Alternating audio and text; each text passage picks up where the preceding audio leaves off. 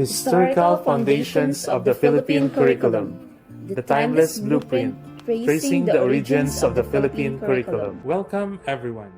Today, we're diving deep into the historical foundations that have shaped the Philippine curriculum over the years. I'm Neil. And I'm Geraldine. We'll start from the pre-Spanish era and journey through the current Matatag curriculum, understanding how each period has influenced our educational landscape. The pre-Spanish era from 900 to 1521. It didn't have a formal education system. Education was informal, focusing on suggestion, observation, example, and imitation. Father Carino wrote that the Filipinos of this time were civilized, with their writing, laws, and moral standards all passed down to prepare children to become productive citizens.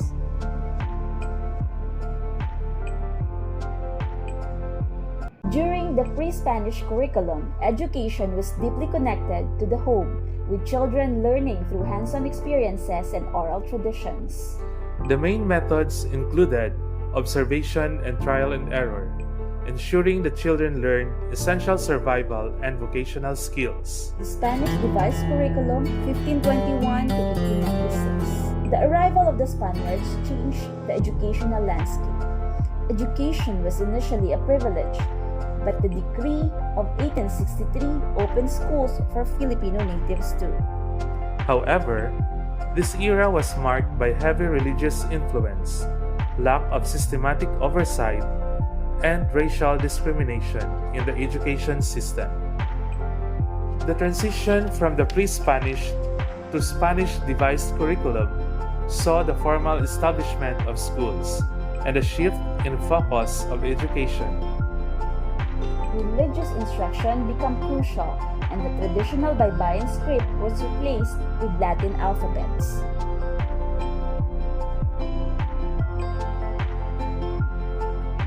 The main aim of the Spanish curriculum was to promote Christianity and the Spanish language. Religious materials were key in education. Methods of instruction included memorization and dictation. Cultural plays like Moro Moro also played a role in learning. The Philippine Revolution curriculum 1896 to 1899. The Philippine Revolution marked significant educational reforms, with the Malolos Republic prioritizing free and compulsory primary education. Also, the secondary and tertiary education institutions were established, thanks to the visionaries of the propaganda movement. To improve the curriculum, subjects like science and philosophy were introduced, and education was secularized to some extent.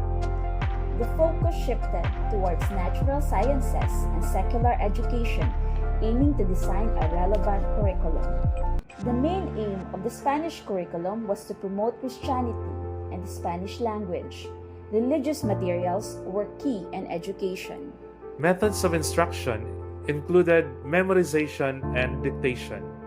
Cultural plays like Moro Moro also played a role in the learning. American Devised Curriculum 1898 to 1935. With American colonization, the education system was revamped to reflect American ideals and train Filipinos in their way of life. The public school system was established, with English as the medium of instruction, replacing Spanish. One significant change was the medium of instruction. The public schools were widely established. Religious biases from the Spanish period were replaced with democratic ideals in line with American educational ethos. The curriculum aimed to promote democracy and the separation of church and state, with the focus on both body and mental training. Methods included socialized recitation and debates, encouraging active participation and critical thinking. The curriculum during Commonwealth, 1935 to 1941. During the Commonwealth period, significant steps were taken, like establishing the National Council of Education and pushing for a common national language. The elementary school system was reorganized, and the national language became a mandatory subject. The curriculum expanded to include practical subjects like farming and domestic science, reorganizing the elementary system. Teacher training was also elevated to the collegiate level, ensuring better qualified educators. Aims were directed at developing moral character, civic conscience, and vocational efficiency. Methodologies continued to emphasize memorization and recitation, but also incorporated socialized instruction.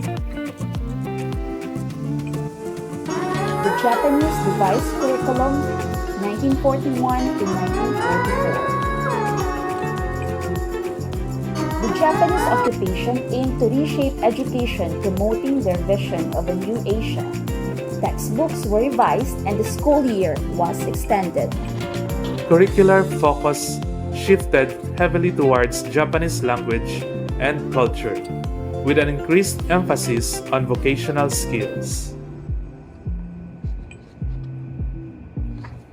English was abolished and replaced with Nihongo. There was a significant emphasis on vocational training and manual labor. This reflected the Japanese aim to inculcate their cultural and vocational values in Filipino students. In the Japanese occupation, the curriculum aimed to promote proficiency in the Japanese language and elevate the dignity of manual labor. A key objective was to reduce Western cultural influences, focusing heavily on vocational training and Japanese cultural studies. Methods of instruction prioritize practical, manual, and technical education, reflecting the Japanese agenda for the period. Post-war Reconstruction curriculum from 1945 to 1946.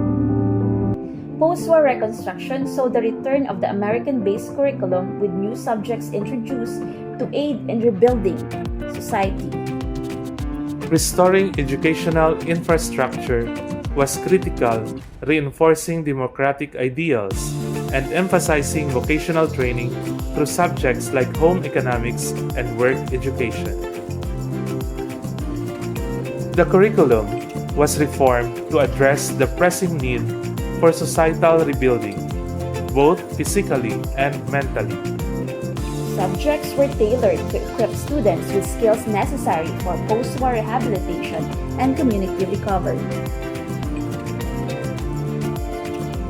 The aims were to rehabilitate the nation, instill democratic values, and prepare students for self-governance. Curricular content included civics and governance, with teaching methods encouraging interactive learning and community involvement. Let's go now to the evolution of curriculum through several educational reforms. The contemporary Philippine curriculum 1946 to present. From 1984 until the present, numerous curricula have been developed in the Philippines. The National Elementary School Curriculum in 1984 to 2002, the New Secondary Curriculum 1991 to 2002, the Revised Basic Education Curriculum in 2002, Secondary Education Curriculum Understanding by Design in 2010. The introduction of the K-12 program and a focus on STEM education reflect the need to adapt to global standards and a learner-centric approach. The K-12 system, rolled out in 2013, marked a significant milestone by extending basic education to 12 years. Mother tongue-based multilingual education and an enhanced TVL track, a recent addition aimed at improving learning outcomes and employability. Today's curriculum aims to foster global competencies, critical thinking, and lifelong learning. With diverse and inclusive subjects, the teaching methods now include integrative approaches, project-based learning, and extensive use of technology. The Matatag curriculum. The Matatag curriculum is designed to make learning relevant to students' lives and future prospects, addressing gaps highlighted by the pandemic. This curriculum focuses on building resilience, adaptability, and competence, ensuring our education system can face future challenges effectively. In summary, the Philippine curriculum has evolved significantly from the pre-Spanish era to the modern Matatag curriculum, each period contributing to the current educational landscape. Understanding these historical foundations help us appreciate the ongoing reforms and the direction of Philippine education. The journey continues as we aim for a robust and future-ready educational system. Thank you for joining us on this journey through the historical foundations of the Philippine curriculum. We hope you found this presentation enlightening and informative. If you have any questions or thoughts, we'd love to hear from you. Thank you again and have a great day.